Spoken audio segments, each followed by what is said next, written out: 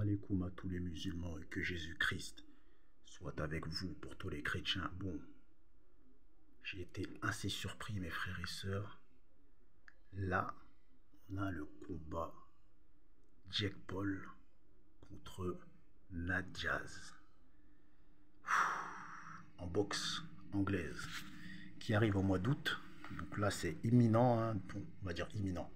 Mai, juin, juillet, août, 4 mois. Donc 4 mois de préparation. Comme vous savez, Nate Diaz, il a fait son dernier combat à l'UFC. C'est une énorme légende de malade mental. Personnellement, Nate Diaz, je kiffe. L'humiliation qu'il avait donnée à Conor McGregor. Nate Diaz, c'est un tueur, tu vois. Le combat de fou qu'il a donné à Leon Edwards, il a failli de le mettre KO après s'être fait dominer pendant 5 rounds. Nate Diaz, il est difficile à mettre KO, tu vois. Le combat aussi contre Georges Masvidal à l'UFC. Il était légendaire, il se fait amocher, mais il tombe pas, tu vois, il tombe pas KO.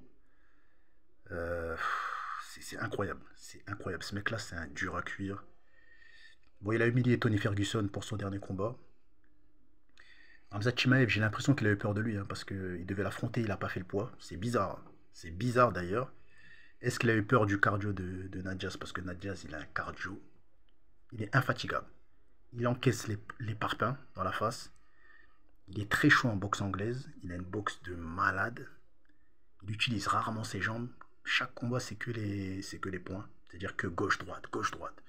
Il est dangereux. Personnellement, Jake Paul, son dernier combat contre Tommy Fury, là, son demi-frère de Tyson Fury. Pour moi, Tommy Fury, il est chaud, tu vois. Mais pour moi, c'est pas un combattant pro. C'est pas un combattant de boxe professionnel, tu vois. Il a vaincu Jake Paul.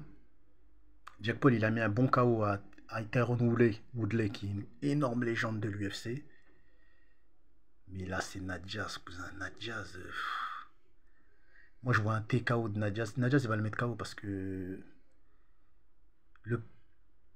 ce que Jake Paul a fait à Tyron Woodley, il peut pas le faire à Nate Diaz. Parce que Nate Diaz, il encaisse. Je dis pas que Nate Diaz, c'est impossible de le mettre KO. Mais il faut lui en mettre deux. Tu vois. Ce que Jake Paul, il a fait à Tyron Woodley, il faut lui mettre 2 fois ça. Une patate, ça suffira pas. Tu vois. Moi, personnellement, je vois un KO technique au 3 ou 4e round de Nate Diaz. Tu vois. Il est trop chaud. C'est un combattant qui est très très chaud. Et c'est son... À l'UFC, il a toujours fait ça, il fait que de la boxe. Il fait rien d'autre. Et il a beaucoup de soumissions aussi. C'est un mec, il étrangle les gens et tout ça et tout. Il avait étranglé Conor McGregor.